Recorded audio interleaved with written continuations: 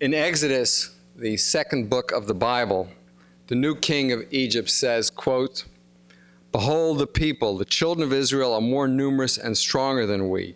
Come, let us outsmart it, lest it becomes numerous, and it may be that a war will occur.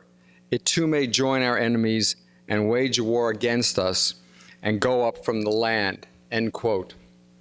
The king proceeded to employ harsher and harsher measures against the children of Israel until the king decided upon genocide. He said to the midwives, the medical personnel at the time, who were named Shiphrah and Puah, the following: "When you deliver the Hebrew women and you see them on the birth stool, if it is a son, you are to kill him. If it is a daughter, she shall live." End quotes. At this point, the midwives Shiphrah and Puah confronted a choice similar to the choice confronting physicians and other medical personnel during the Third Reich: comply with the request of the state that would be fatal to their patients, or refuse to comply and face possible dire consequences. What did Shiphrah and Puah choose to do? The narrative in Exodus continues, quotes, "But the midwives feared God, and they did not do as the king of Egypt spoke to them, and they caused the boys to live." At this point in the narrative, we would expect the next verse in the Bible to be, "And Pharaoh the king killed Shiphrah and Puah," because of their disobedience to his direct order. However, in a completely unexpected verse in the Bible, the king of Egypt invites them to speak with him and whines the following, quotes, "Why have you done this thing, that you have caused the boys to live?" End quotes. Not only are they not punished, but the Bible tells us, quotes, "God benefited the midwives, and the people increased and became very strong, and it was because the midwives feared God that he made them houses." End quotes. In a similar vein, Nazi physicians were not forced to behave as they did. They enthusiastically chose to behave as they did, and in a few cases where physicians refused to participate, they were not punished. Alas, if only the medical personnel in the Third Reich had behaved as courageous Shiphrah and Puah. Instead, they chose to sterilize, torture, and murder, committing the most egregious and well-documented violations of medical ethics ever. On December 9, 1946, 23 leading German physicians and administrators, standing in for the thousands of medical personnel who were involved in these very same atrocities, were indicted by an American military tribunal for their willing participation in war crimes and crimes against humanity. Dr. Karl Brandt, Hitler's personal physician and the lead defendant, said the following among the various defenses he made, quotes, "We German physicians look upon the state as an individual to whom we owe prime allegiance, and we therefore do not hesitate to destroy an aggregate of, for instance, 1 trillion cells in the form of a number of individual human beings if we believe they are harmful to the total organism, the state, or if we feel that the state will thrive without them." End quotes. Our first speaker, Dr. Edmund Pellegrino, has examined the transcripts of the Nuremberg doctors' trial and will share with us his analysis of the distorted moral reasonings put forth by the defendants, which have great relevance to what is going on in medicine today. Dr. Pellegrino is Professor Emeritus of Medicine and Medical Ethics at the Center for Clinical Bioethics at Georgetown University. He also serves as chairman of the President's Council on Bioethics. He was the John Carroll Professor of Medicine and Medical Ethics and the former director of the Kennedy Institute for Ethics, the Center for the Advanced Study of Ethics at Georgetown University, and the Center for Clinical Bioethics. He received his BS degree from St. John's University and his MD from New York University. He served residencies in medicine at Bellevue, Goldwater Memorial, and Homer Folks Tuberculosis Hospital, following which he was a research fellow in renal medicine and physiology at NYU. During Dr. Pellegrino's 60-plus years in medicine and university administration, He has been departmental chairman, dean, vice chancellor, and president. Dr. Pellegrino is the author of over 550 published items in medical science, philosophy, and ethics, and a member of numerous editorial boards. He is the author or co-author of 20 books and the founding editor of the Journal of Medicine and Philosophy. Dr. Pellegrino is a master of the American College of Physicians, fellow of the American Association for the Advancement of Science, member of the Institute of Medicine of the National Academy of Sciences, and a recipient of 46 honorary doctorates, in addition to numerous other awards, including, yes, that's a very impressive number, it really is. He wanted me to be brief, and I'll have you know I am being brief. Among the awards he received the Benjamin Rush Award from the American Medical Association, the Abraham Flexner Award of the Association of American Medical Colleges, and the Laetare, Award of the University of Notre Dame, the oldest and most prestigious award given to American Catholics. Dr. Pellegrino's research interests include the history and philosophy of medicine, professional ethics, and the physician-patient relationship. Please join me in welcoming Dr. Pellegrino to the Holocaust Museum.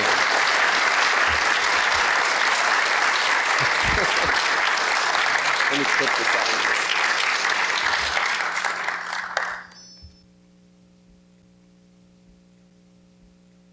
Thank you very much, Dr. Rubenfeld.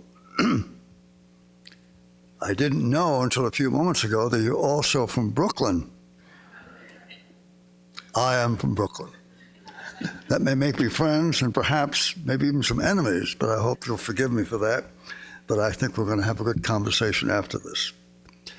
It's a real honor for me to be here and to have the opportunity to participate in this program where you have so many prominent speakers. I have the difficult task of finishing on time, so I do not interfere with the time for our next speaker, Dr. Connolly. So Dr. Rubenfeld is going to give me the signal when I have gone too far. What I'm going to try to do is comment for a bit on this question that recurs whenever the atrocities of the Nazi physicians comes up for discussion, and that is, how did it come about? There are two elements of that question. One is, how did it come about in a society and a culture where the physicians, the German physicians, were among the most educated in the world, where many Americans, as a matter of fact, went to Germany to learn their specialties. Our own specialty, I'm an internist like Dr. Rubenfeld, is a product of the German educational system in medicine. And the second one was, of course, how could those who presumably were ingrained with the idea of benevolence and beneficence, of healing and helping and caring, and in those few occasions where we could cure, how could that happen? I can tell you in advance, as you undoubtedly have decided for yourself, I will not give you an answer. But I will circumambulate the question and look at it from several points of view. And to do so, as Dr. Rubenfeld intimated, I will give you the results of my search through the 3,000 pages of the Nuremberg trial. Don't worry, you're not going to get the whole trial. Those I've selected, which give the justifications in the minds of those 23 physicians, or a sampling of them, of why they thought not only that they hadn't done anything wrong, but that they were acting ethically. And as someone interested in bioethics for a long time, this was amazing to me. So I'd like to use that as my basic core, and then perhaps suggest indirectly some of the implications of that kind of reasoning that they used for today, just as Dr. Rubenfeld suggested might be the case. So if you permit me to take the course with a few slides, I will try to go through this with keeping in my mind the fact that I must leave time for my successor, who has many more interesting things to say than I have. I have to say one final thing in introduction. I am the chairman of the President's Council on Bioethics, and therefore I must say right out that I am not speaking for the council. I know that you heard from Leon Cass, some of you, my predecessor, a wonderful, wise man. I will not be speaking for the council. I will not be speaking for the administration. I'm speaking for myself. And my opinions are my own, and I have to defend them by myself. We have not taken up this subject. Thank you. Thank you. How could it happen? Well, there have been a lot of theories, and we'll just go through them very, very quickly. We can't do it justice, but Robert J. Lifton of Yale, who did really the first thorough examination, at least in this country, attributed it to something he called psychological doubling, the capacity of people to live in two moral worlds simultaneously, even though they were obviously in conflict with each other. Warren Reich, a colleague of mine, talked about it in terms of caring, losing the notion of what caring was about, which is a very important aspect of what we do in medicine. Arthur Caplan, who you've heard already, I gather, a mixture of reasons, and some of them I'll be mentioning as well. Goldhagen, that there's a deep flaw in the human nature, but it was exemplified in a deep flaw in German culture, in the German soul. I'm not making a bid for any of these. Burley, who's an Englishman, talks about the ubiquity and the banality of anti-Semitism, a little bit like Hannah Arendt in her comments on these atrocities. Proctor, historian, too close an alignment, and it's true when you look at it very carefully, between medical interests of the profession as a whole and the German government and ethics. The most recent ones are situationism, referring back to two experiments in psychology, which I haven't time to go into, but which said, in a sense, the responsibility for people's evil actions can be attributed on the basis of these studies to the situations in which they find themselves. And they put it this way, they say, there are no bad apples, there are only bad barrels. Think of the implication of that kind of thinking. Again, I'm not going to criticize these. A most recent one, doing, believe it or not, MRI studies on the brains of physicians and non-physicians being exposed to horrific visual events of bleeding and suffering and so on, showing a difference in the cerebral response, the different nuclei that were involved on the one case with non-physicians, on the empathy side with physicians who are desensitized to many of these things, otherwise we couldn't do some of our jobs.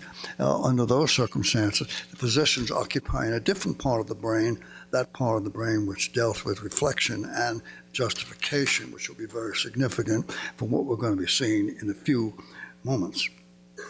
Dr. Thomas, my colleague, and I looked more or less, as we're going to do this evening, on moral reasoning. I do that because as someone interested in ethics, and by the way, going beyond bioethics to fundamental moral philosophy, the importance of how people, where they start from, what premises they start from, and how they reason. And I think that'll come through with these quotations, which you will see from the actual trial itself.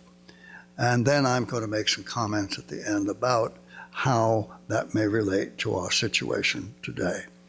I'm making this brief so I stay within the time limits, and I'm very conscious of that.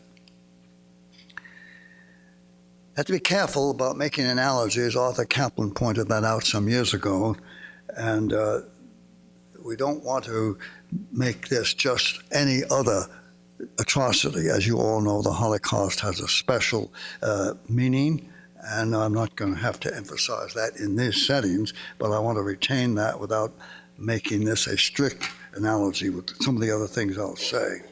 So the uniqueness of the Holocaust is preserved. the danger of thinking that history repeats itself all the time in the same way. Persons like myself who tend to be interested in medieval and classical history sometimes fall into that era. Then there's questions about paradigm cases. This would be a paradigm case, but does that lose its uniqueness? No. And difficulties, again, if I had time, I'd go into it. Analogy is an important concept in the arguments we use in ethics. It has its deficiencies. Please accept it from me, for those of you not familiar with that there are such deficiencies. I'm aware of them and try not to do it. Let's go right to the testimony. Let me say again, this came out of a selection of 3,000 pages that I read. That's not to impress you, but only that I found it fascinating to see how people responded. Now just look at these. As you look at each of these, think of them as persons who were deeply involved in what you're seeing outside and you see in the Holocaust Museum in Washington, or you'd see if you went to Auschwitz, as I have, or in the museum in Israel, which most of you, or many of you may be familiar with. Murawski was the chief hygienist for the SS. Notice he was the author of a book on medical ethics. And one lesson we can learn from this is reading books about medical ethics does not make you ethical. Virtue does not come out of books. You may be converted, but you may not. He said, because the doctor is merely called into an execution to ascertain when death occurs, he has nothing to do with it, you see. I am convinced that it was not only my duty to examine the sentence order, nor had anything to do with the actual execution. I washed my hands of it. I was just a technician, a functionary. Now keep that in your minds as you think about some of the issues that are floating around today. Again, same gentleman. In my opinion, the state itself has the right to determine the method of death for its citizen in wartime, and doubtless has the right to determine the method of execution. Therefore, I, as a physician, have nothing to say about it. I'm a mere instrument in the hands of the government. I have no doubt about the judicial admissibility upon which, as a doctor, I had no influence. No influence. Karl Gerhardt, president of the German Red Cross, the implication of the Red Cross with the Nazi socialist movement and with some of these atrocities is something I found unbelievable until I read it in significant detail. Certainly was there without any doubt. What really matters, Gerhardt said, is the question of whether after a just and fair evaluation of the interests of the general public, the interests of the state, they're served by the experiment, and this takes precedence over the interests of the subject. Statements like this that gave rise, for example, to the 1947 Declaration of the United Nations, saying that the dignity of the human person was the first principle of human rights of all kinds. Gerhardt says, well, it doesn't make any difference. Totality is more important than the individual. Think about that as you listen and reflect on some of the arguments for some of the things. I'm not going to make those analogies. I want you to make them in your own minds. Gerhardt's lawyer, in the final plea in his behalf, he said, a deed offending the recognized principles of medical ethics does not necessarily constitute a crime. Only the cogent precepts of the law can be used as the basis for a verdict, and not the unwritten regulations and convictions existing inside a profession. So much for medical ethics, so much for the ethics of any profession. I have to, at this point, just give you one of the implications. I have been in correspondence with the Attorney General of a state I will not mention because of the nature of what I'm about to say, who wrote to me and said, Dr. Pellegrino, you're creating a lot of fuss by objecting to physician participation in state-ordered executions on ethical grounds.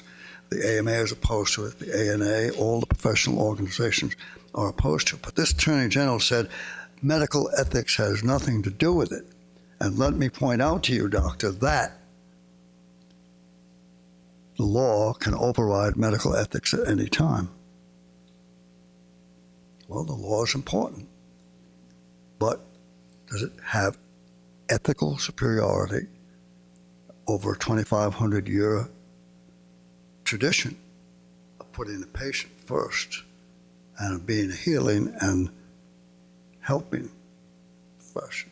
Do we have any rights, or has ethics gone down the drain? Is everything that is legal ethical? That's the question you need to ask yourself with some of the things that are being required. Again, I'm going to speak only indirectly. A deed offending the recognized principle does not necessarily constitute a crime. Well, of course. But the other way around, that there is no integrity to an ethical statement of a profession, and this counts. Law would be in medicine, ministry, and education, the four helping professions. Fritz Fisher, an SS officer, it's recognized in the penal code of all civilized nations that action upon orders exempt from guilt. You just heard that. We're doing it in this civilized nation, that civilized state at least. That's what she was saying. I revealed the gender of the Attorney General. Even if the order itself is contrary to law, but binding for the subordinate. So even the law itself obviously gets laid aside. What we're having here is the absolute hegemony in the moral order of the state. Don't need to point that out. Karl Brandt, who was Hitler's personal physician and was the architect of the T4 program, which was the euthanasia program, for those who were sick, for those who were mentally retarded, in the opinion of the German physicians who said this one can go and that one need not. The state takes the responsibility away from the physician. Such an experiment ends fatally. Well, all of those experiments that were done. And such a responsibility has to be taken by the state, so you transfer it.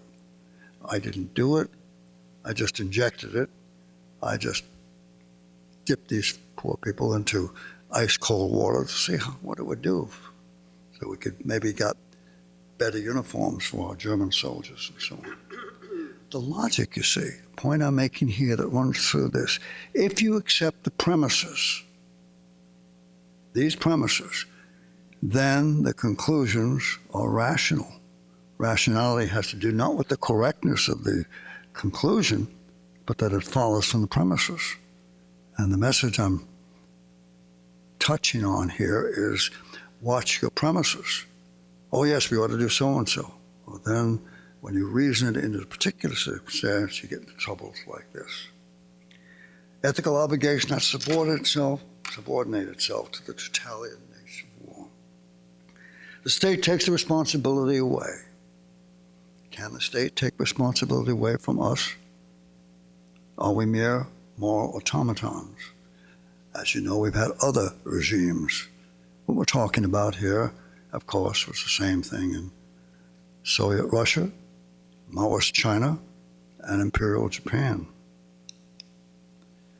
Dr. Servetus, who is the defense counsel, one forgets that eternal law, the law of nature, is but a guiding principle for the state and the legislator, not a counter code of law, which the subject might use as support against the state.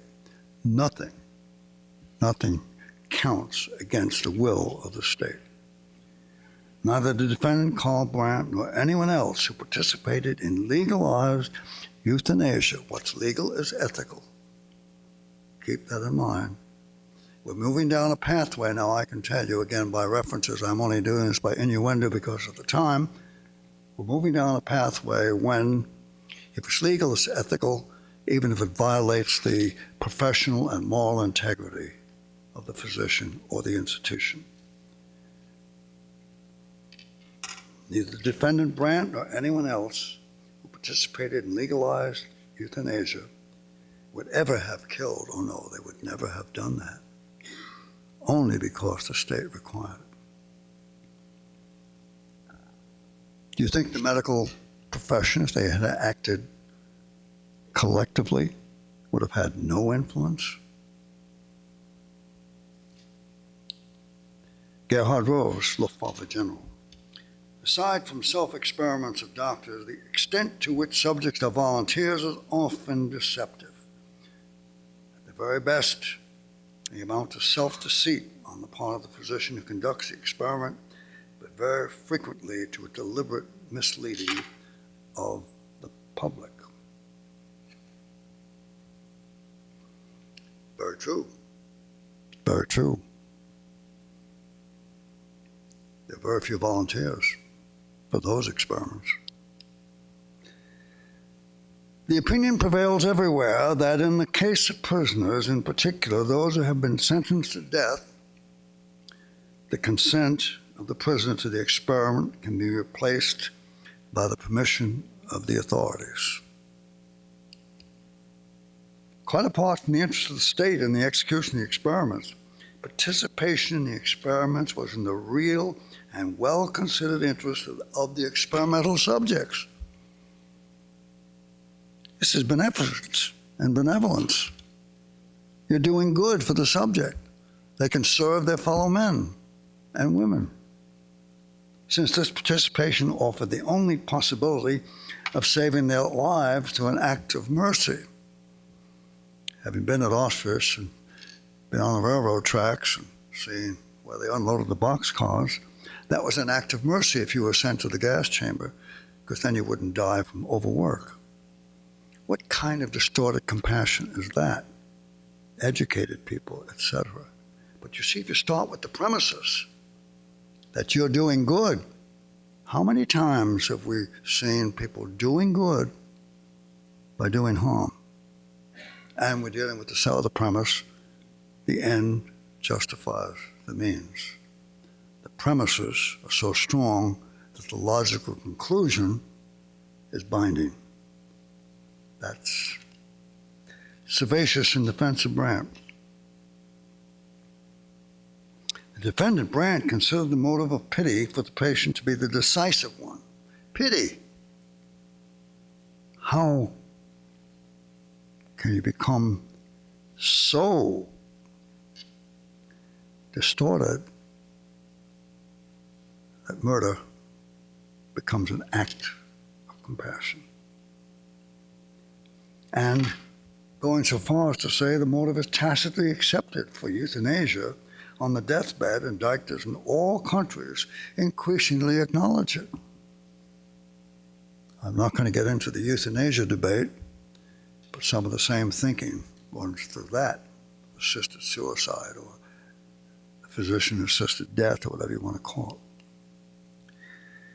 Brandt's final plea, and I haven't got this all here, but reading the final thing.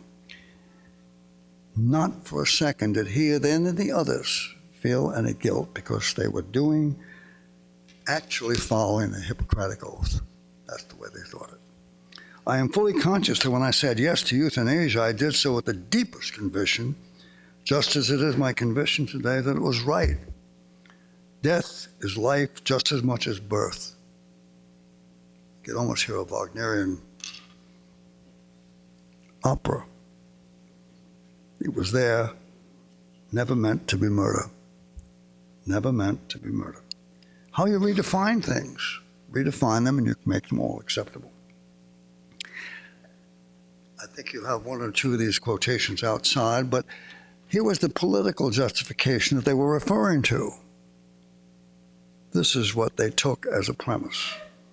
The Führer holds the cleansing of the medical profession far more important, for example, than the bureaucracy, since in his opinion, the duty of the physician is or should be one of racial leadership.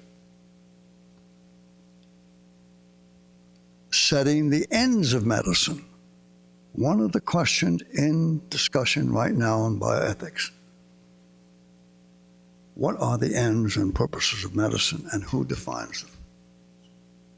And we're moving away from the notion of ends, which is a philosophical term, classical origin, the ends toward which medicine is directed, and we're substituting purposes.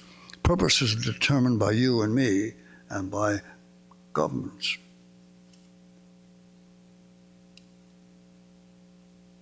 This is not the whole explanation, but this kind of reasoning accounts for a good bit of what happened, because these were not insane doctors. They were rational. They were well educated. They knew what they were doing. And like all humans, they had to have a rational reason for it. Now, you might say they fabricated it in their defense, perhaps. But the more you read of it, the more you believe that they actually believed that this was the case. Goebbels. Our starting point is not the individual. And we do not subscribe to the view that one should feed the hungry, give drink to the thirsty, or clothe the naked. Our objectives are entirely different. We must have a healthy people in order to prevail in the world. The weak, we have no obligation to them. We have no obligation to them. Where do we stand on that?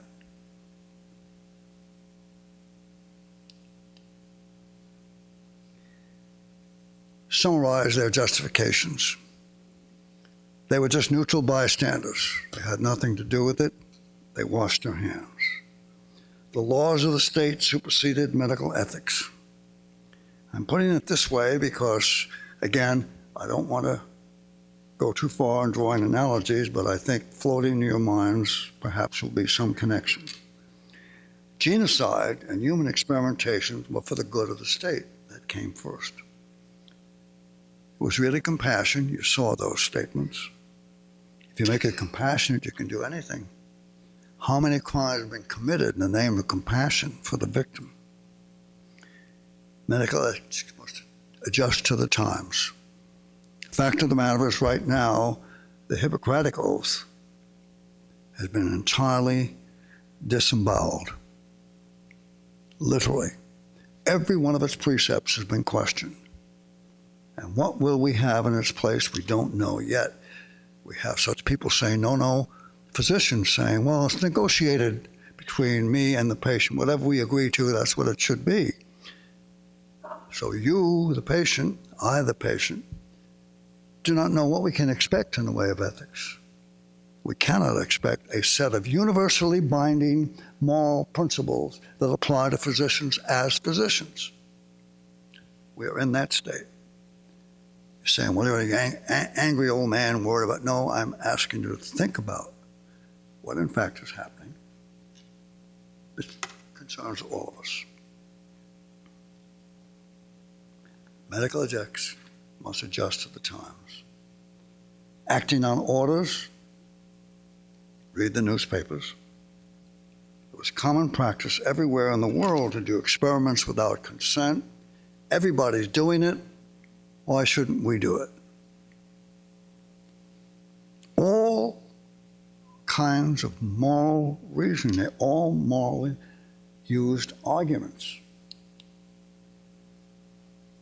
Now, I'm coming to the close. I'll give a chance for my colleague to take the podium. Why the moral reasoning? I have to do this again by implication. They were not insane, as I said. Evil, but not irrational. I don't buy the idea that the barrel was bad and that the apples were innocent. Bad apples make bad barrels. The identical presuppositions and justifications are commonplace. Wherever medical ethics is violated, in torture, in warfare, say no more about that. There are ominous parallels in moral reasoning in non-totalitarian settings. When moral premises are immoral, moral decisions are immoral. So we have to learn how to do ethical reasoning and moral reasoning. The ethical end of medicine is healing and helping. By its very nature, that's what it's for. To subjugate that end to other purposes corrupts medical morality. Couple of conclusions. When it comes to the physician or other health professional, there's no such thing as an innocent bystander. If that health professional participates in the intent and in the means used to apply medical knowledge, he or she is morally complicitous. I have to teach my residents and students over and over and over again, you are responsible for what happens to the patient as a consequence of an order you write. The Bioethics Committee, the law, no one can relieve you of your ultimate responsibility. You have written the order. Therefore, think about it. Think about it carefully. Not only about the technical dimension, but the moral dimension. State and the law do not trump morality. They too must meet tests of ethical propriety. Ethics should drive law, and not law drive ethics. We could have a long argument about that one, but I'm putting it forth. Professional ethics derives from the nature of what we are about as physicians. Professional ethics doesn't have to do with a charter. I'm a member of the American College of Physicians, as you heard, a master, etc. I think the charter, those of you internists will know what I'm talking about. It's a set of attitudes. It's important. But more fundamental to that is what is it to be a professional? And a profession is an active profession. When you come into my office and I say to you, what can I do for you? That's the active profession. And what does it say to you? It says to you, I'm competent and I will use my competence in your interest. Or you'd never get on that gurney. You'd never get on that table. You'd walk out of the office. That's what we promise. And profession, therefore, is a promise. It's a solemn promise. The common good cannot take priority over the individual, except obviously in catastrophe and wars and so on. The common good, that doesn't mean the way the Germans interpreted that. Especially if that common good entails intentional harm or usurpation of the moral claims human have simply by being human. I mentioned the UN Declaration of 1947, which established the inherent dignity of every human being. Equal was the word they used. And that came from a group of nations who had different religions, different metaphysics, different ethics, etc. But they were able to agree on this point of the dignity of the human being. I'm a member of UNESCO's International Bioethics Committee, and we issued a declaration in 2005 which repeated that the first principle of bioethics is the inherent dignity of every human being, and that the individual, we said it clearly, takes precedent over the state and over the science and over the experiment. Preservation of the dignity of the human being. That is being questioned. One of our prominent bioethicists said, human dignity, that's too vague a concept, can't have any meaning. Autonomy replaces it. Well, I could spend the evening talking about that, but I won't. And besides, it's a religious concept. It's a covert way of getting religion into it. Dignity can be defended without necessarily bringing in religion. The common good cannot take priority over the individual. The individual has something sacred about him or her. I make that point too because there are members of the bioethics community also who say, Dr. Pellegrino, you're always worried about the individual patient. You should be an instrumentality of society, not of individual patients. You're a servant who should be worrying about the preservation of resources and so on. Of course I do. And if they had read my work carefully, they would understand that I set a priority, and I do recognize the social. But the individual comes first because I've made that promise to this man who comes into my office now. If it was to be fair, if they want me to do what they want me to do, I would have to say, well, Mr. Connolly, I'm a doctor. I want you to understand that I will act in your interest if it doesn't interfere with the interests of the state. It doesn't need resources. Well, that's the honest way to do it. You have to say.